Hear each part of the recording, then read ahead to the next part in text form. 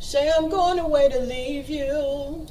Oh, shallow brown. Yes, I'm going away to leave you. Oh, shallow brown. Say I'm signed on to a whaler. Oh, shallow brown. I'm signed on for a sailor.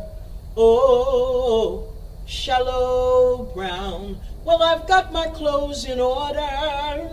Oh, shallow brown. 'Cause my packet leaves tomorrow. Oh, shallow brown. Say I love you, Juliana. Oh, shallow brown. Yes, I love you, Juliana. Oh, shallow brown. Say my master's gonna sell me. Oh, shallow brown. Says he'll sell me to a Yankee. Oh, shallow brown. Says he'll sell me for $1. Oh, shallow brown. A big fat Spanish dollar. Oh, shallow brown. Gonna climb the chilly mountain. Oh, shallow brown. Gonna find the silver fountain. Oh, shallow brown. Say I'm bound away for to leave you. Oh, shallow brown. But I never will deceive you. Oh, shallow brown. Fare you well, my Juliana. Oh, shallow brown. Fare you well, my Juliana. Oh, shallow brown. Familia, prior to the Civil War, when the primary channel of transportation was via water, 1 in every 5 boatmen and sailors in the U.S. were black. Largely independent, both enslaved and free, and often with crews of their own, these black men moved goods through northern and southern U.S. ports and along international waterways. And this is a little bit of the history of a new play. And it's been written by an old friend whose voice you were just hearing, a wonderful voice. And we're going to be talking about this in our next segment, this new play. And I'm joined online by the author of this new play, Shallow Brown, Thessalonia, and the Free Sailor. Welcome to the show, Vienna Carroll. Hi, Howard. How you doing, Thank Vienna? you so much for having me. Maybe we can start by giving us a little bit of the backdrop on what drove you or moved you to write this play, and tell us a little bit about what it is, because you sort of have captured a hidden history that, as I read part of the background myself, and I couldn't figure out. I didn't know this either. Yes. So this is obviously not they've stolen so much history from us. Sometimes we don't there's things we don't know that we should. But share with us some of that history. Okay. Well, my mission in life is to share African American history through art because, as you say, so much of it is hidden and buried. And actually, I started out writing a play about not Nat Turner himself, but some of his lieutenants, and from the perspective of the daughter of one of his lieutenants. And in researching that, I came across black sailors, and I didn't really know what they sounded like or anything about them. And that took me to the Sea Music Festival that they have every year in Mystic, Connecticut. There's 39 years. And they get together and they sing these sea shanties from Thursday through Sunday, all day and all night. And in the main, these are work songs that the sailors sang to get through the work on the ships, which was really hard and arduous. And so then I became more acquainted with this hidden history. It was such, it was like a light bulb. It was so wonderful to find this. I read this one book by a gentleman named Jeffrey Bolster called Blackjacks, where he just talks about the history of these men as active agents of freedom who actually were involved in changing the mindset of Africans on this shore, because they were, whether they were free or enslaved, because free or enslaved, they were traveling all over the world, and they would come back with stories about how people were treated and how they themselves were treated. And so they really helped shape the freedom ethos of our people, and they also were really active agents of the Underground Railroad. They facilitated so many of our freedom stories. And as you may know, Frederick Douglass himself escaped because he wore sailor uniform and he had sailor papers. So they're really an integral part of our freedom story, and it's completely hidden, as is most of the history of our resistance. Now, you capture this history, get a sense of it. Now, you could have just as easily, Vienna, said, well, maybe it's time for a history book of some kind, but you chose to go by way of a play. Why that medium of communication, and what did you see that medium had that others didn't? Well, I love to sing, and I came across these songs, and they're really wonderful, and they're call and response songs, and they're really just part of our history, and I like to share that way. As I'm developing my plays and working on my plays, they're really kind of educational, and I'm moving to the artistic to share them, hoping to find, like a really broad audience. They're family plays, so I can share them in schools with children and with adults, and have people join in and learn that way. I just love to sing, and I want to bring it to people singing and through my art. Mm-hmm. Tell us some of the stories, a few, for example, of some of the heroes and some of the things that some of these black sailors did that very few people know about. And you just finished talking about Frederick Douglass. What are some of these stories, and what did you find out of some of these incidents involved? Okay, so for instance, I mentioned about Frederick Douglass, and because what happened with him is he was working. He grew up. He started in the country. He moved into the town, and he was working on the wharf, and he learned how to read from the young boys who were also working the boats, and then later on, once he had escaped north, he was also working on the ports, the northern ports in Bedford, Rhode Island, and in Rhode Island and New York, sailing out. There are stories, a lot of these men we don't have their names, but there are stories of men taking on people, families on the boats, and bringing them north. There's a very famous story about a man named Robert Small. He deserves a movie. Well, there's so many movies out there for us, but he captured a Confederate ship, and he rode it out through different Confederate ports and delivered it to the Union. There are just so many, just replete, so many stories. Denmark Vesey, who led the insurrection in South Carolina, was a former sailor. The first 6 autobiographies written by black people in the U.S. were written by black sailors because they were literate, while they were really quashing the ability of us to read and write here. The sailors, when they left here, when they left the United States, they learned to read and write. They brought back so much information, and they really helped develop that.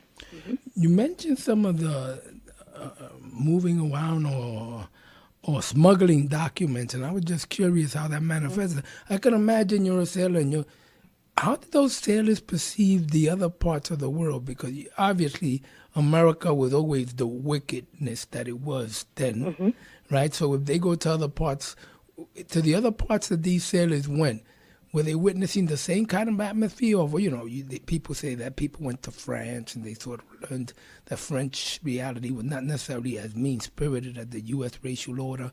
Did they go to some other places where they realized that America has its own evil that's not necessarily part of other parts of the world? Well, absolutely. So, for instance, the Haitian Revolution, when the Haitian Revolution happened and the sailors would go down there, they were offered immediate, what's the word I'm looking for? They were offered, they were able to stay there. Amnesty. Yeah. Many of them didn't stay because they had friends and family and they wanted to come back home. That they were offered immediate amnesty. You have they have evidence. Of them all over the world. There's a very famous gentleman from Long Island. I think it was Southampton, called Ferris Conser, and he was the first when the first non-Japanese ship went into Japan, because they had rescued these stranded Japanese sailors. I think it was 1845. I think it was.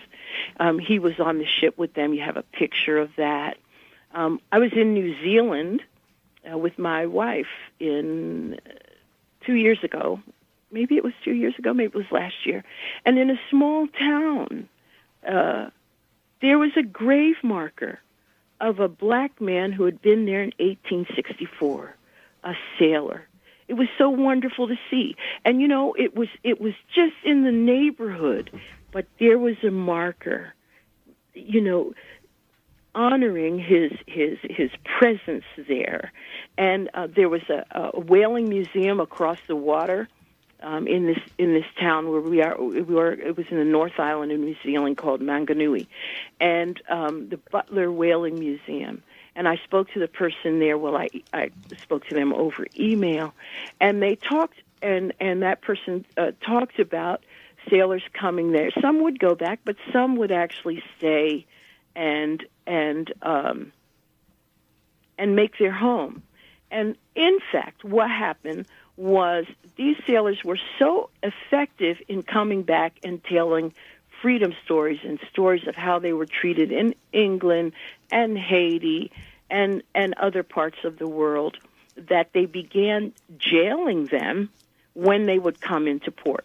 They're called Negro Seaman Acts or Quarantine Acts, and right after the Denmark Vesey Rebellion, I think they enacted them in South Carolina. So the sailor would come into port, and then he would have to go to jail. He would have to go to jail, and he would have to pay for his time in jail and pay for his food as well until he shipped out. Of course, they weren't separating the sailors from the other people in the jail, so they were still getting the word out.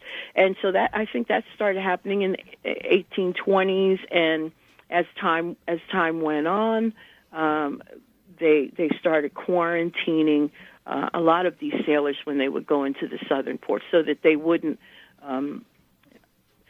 talk to the rest of the population and so-called stir them up. Mm-hmm. And how did these sailors relate? It was 1 in every 5. Who were the other 4? Well, they were white sailors, many of whom complained because they felt like they were being treated like slaves. But for the black sailors, it was one step up because they had more mobility, more freedom of mobility than their land-based brethren.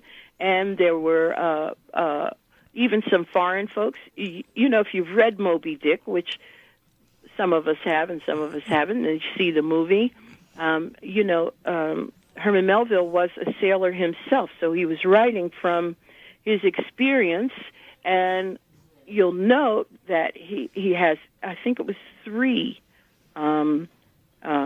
black sailors on the ship there.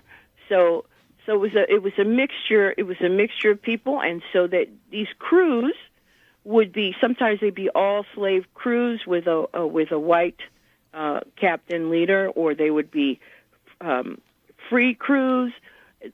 They would be small, they would be large, because you had really isolated plantations, and they would be working the creeks and the waterways to the larger ports, and then they would be transporting all up and down the East Coast and into the South and into the Caribbean and over into Europe and further afield. Mm-hmm. And did they help other people escape as well? I'm sorry, say again. Did they help others escape, the other sailors, or this was only the black sailors that were involved in helping others? These are the well, Howard, you the thing about lovers of freedom, they're not only black people, and so they found allies. Yes, they did. They found allies otherwise as well. And, you asked me a question about how they smuggled these papers. Mm-hmm. So there's a very famous story. David Walker is called a radical abolitionist. And at the time, in 1829, he was calling for armed rebellion, armed response. And he was a young man. I think he was born in the South, but he settled up there in Boston. He got his own printing press, and he wrote a very, very fiery book, David Walker's Appeal. And it's a small book, but he calls for armed response. And he printed it out on his own printing press, and he would sew it into the sailors' uniforms, and then they would transport it down the East Coast. And in 6 months, the book was all up and down the East Coast. And, of course, it made for more draconian laws against reading and writing once it was discovered. But it's a fabulous book. It's a wonderful book. It could have been written by Malcolm X. It is so fiery. Wow. Now, tell us a little bit about Shallow Brown and how did you come up with this history, weave this? It's a plot. From what I read here, Shallow Brown, Thessalonia falls hard for a sailor. Mm-hmm. One of the, actually sounded like a novella, one of the many who smuggled pages of the radical black self-defense manifesto, David Walker's Appeal. Share with us the plot and why, how do you weave a lot of this history into the plot of the Shallow Brown? Okay. So, there are several issues that I wanted to take on, because a lot of times we look on the community of enslaved people very flatly and two-dimensional. And in fact, it was a very complex time. So free people and enslaved people were mixing and mingling with each other. There was slavery in the town, which was substantially different from slavery in the plantation, and so I wanted to talk about all of that, and also I wanted to share how these networks happen, because we don't really have any clear idea of that. I mean, even when you think about Harriet Tubman, we have an idea of what happened once she was in the North, but in the South, we have no idea about her network and how she was. How she kept in touch with people, and people knew that she was coming, because she certainly didn't say, "Yoo-hoo, it's Harriet." She had a network, and there's some evidence now that she was that part of her network involved these sailors. So what happened is, as I mentioned, I started writing this play as about Nat Turner as a reverend, as a holy man, being called by God to free his people. And then I came across the sailor history, and I'm like, wow, I really have to include this and these songs. It's a whole canon of songs by black people that we know next to nothing about. And that I know. I don't want to speak for anybody else. And so that's how I came to write the story. So what happens is I have Thessalonia, a good Bible name, Thessalonia. I have Thessalonia. She's an enslaved a tailor. She's hired out. So I also get to speak to that. She's hired out as a tailor. Her mother and brothers and a sister are on the plantation. Her father's on a different plantation, and he's a boatman, and he's hired out as well, and he travels all around the Chesapeake Bay, bringing and receiving goods. And so he's part of a network. She doesn't quite know what it is, but he's part of a network. He tells her to be on the lookout for a book, and she's like, what book? And he tells her, never mind, you're going to listen out for this song. When you hear the song, the messenger is going to give you a book. And so there she is in the tailor shop, and she hears the song, but by the time she hears it, weeks have gone by. She don't know. She's completely forgotten it. And here comes this very handsome black man into the store, and she kind of forgets herself, and he's trying to give her the sign, and she's not picking it up. But eventually it comes to her, and the story unfolds how they come together, both personally and as allies in this freedom story, and how they develop as agents of freedom on the Underground Railroad and in the Nat Turner Rebellion and the aftermath of that. And Shallow Brown's the song? Yeah, that's the song that you started out with, and it was so interesting when I went to that Sea Music Festival, which is largely white, and I heard these folks talking about my master's going to sell me for $1. And I'm like, what does that mean? Wow. And they lustily But you sing thought it. maybe High Yellow? Yeah, it was. I'm like, wow, and that really sparked my interest too. So I thought, okay, I really want to share this history, because sometimes I have been asked more than once, asked myself, why didn't we resist? And that's the wrong question, Howard. The question is, why has it been so hidden from us, our resistance? Why is it so buried? And why don't we want to know? And when we do want to know, and included in the curriculum, it's called, it's called correct. What was that thing called? Correct politics, or whatever it is? Political correctness. Political correctness, all of a sudden, and inclusion and all sorts of things that mean that we shouldn't speak about. I mean, this is 2019, and we don't even have a major movie about Harriet Tubman. Never mind black sailors or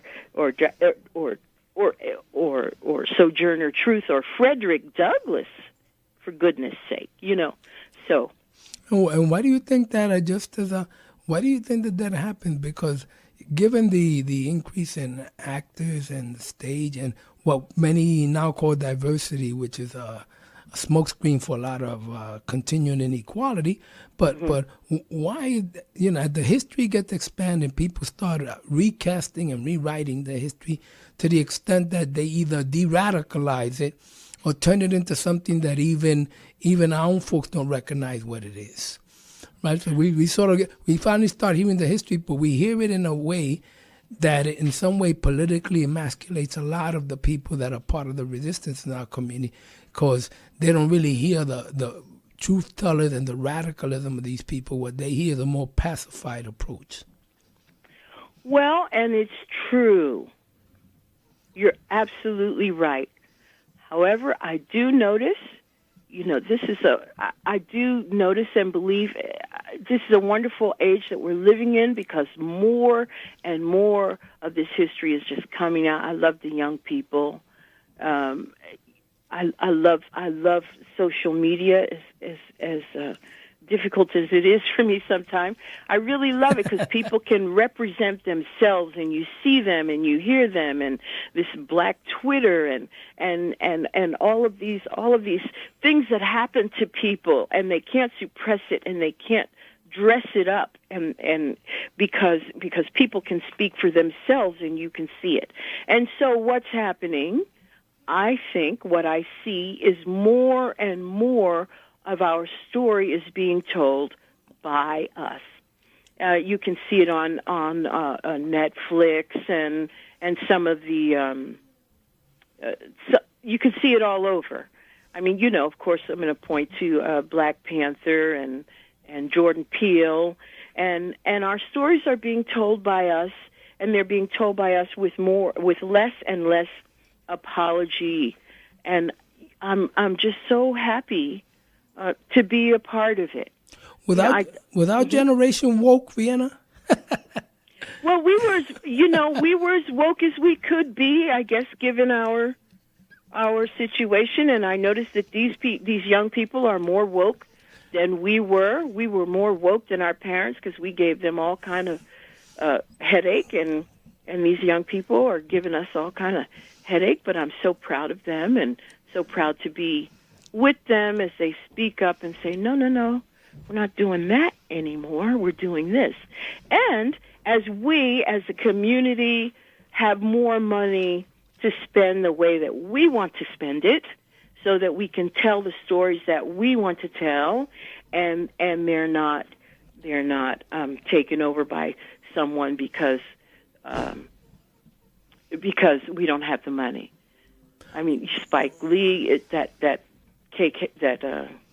Klansman story he told is just really fabulous and wonderful.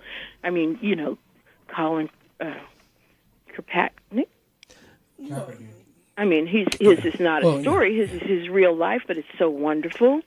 And we just have people standing up and saying, no, we're going to tell our story our way, and more of that is happening. And I'm just really happy to be a part of that. Vienna, if we go far enough, we might be able to convince Lynn Miranda that Alexander Hamilton wasn't an abolitionist. Nah, I'm only kidding. People, I'm only kidding out there. I don't want anybody to... But tell us a little bit about when Shallow Brown is going to be on, and so that people could go see it. Don't just hear it, people. Tell us a little bit of the background, and where can they come to see the play? All right. Well, thank you. Okay. So I've been writing it for some time, and I've received a lot of support, and I thank everyone who has given me that support. I did an excerpt of it at the Sea Music Festival, the Mystic Sea Music Festival last year, and at the Lower East Side Art Festival as well. And I did a full stage reading at the Langston Hughes House in October, and I'm so proud to be part of the first annual Playwright Showcase of the Langston Hughes House that's coming up May 3rd through 5th. And Shallow Brown is going to open the showcase on Friday evening. We'll be on Friday, May 3rd at 7 o'clock. And tickets are $10, so it's very affordable. The Langston Hughes House is in Harlem at 20 East 127th Street, between Madison and 5th, I believe. And there are some stairs. You have to come up some stairs. It's actually Langston Hughes' former house. There's his typewriter on the mantle. You can admire that. And we'll be showing in there. It's limited seating, so all right, please get your tickets. Okay, we can't give prices on the air, but May 3rd to May what? May 3rd. We're doing one showing. Okay. On May 3rd at 7 o'clock. And then we open up the showcase. Mm-hmm. And then others coming up May 25th and on June. So people got to be on the look at their webpage where people can go. Or right, shallowbrown.org. SHALLOW Brown.org. Shallowbrown.org. Vienna Carroll, is there any last words you want to share with the WBAI family? Well, I thank you and WBAI for keeping on, and I hope to see people at Shallow Brown. We ask the audience to sing along with the sea shanties, we'll provide libation and the words so that you can sing along, and it'll be great fun. And one last thing, familia, you are going to hear a little bit more. It's not necessarily from Shallow Brown, but, I recently downloaded this wonderful song, and it's called Make the Devil Leave Me Alone. And I want you all to listen as she leaves us here. Thank you very much for being with us this afternoon, Vienna Carroll, and people, make sure you see it. But listen to Vienna as she sings to us, Make the Devil Leave Me Alone. Thank you very much for being with us, Vienna. Thank you. Make the devil leave me alone. Oh, make the devil leave me alone. Well, the devil's on my track. He's trying to turn me back. Make the devil leave me alone. Make the devil leave me alone. Oh, make the devil leave me alone. Well, the devil's on my track. He's trying to turn me back. Make the devil leave me alone. Well, the devil's on my track. He's trying to turn me back. Make the devil leave me alone.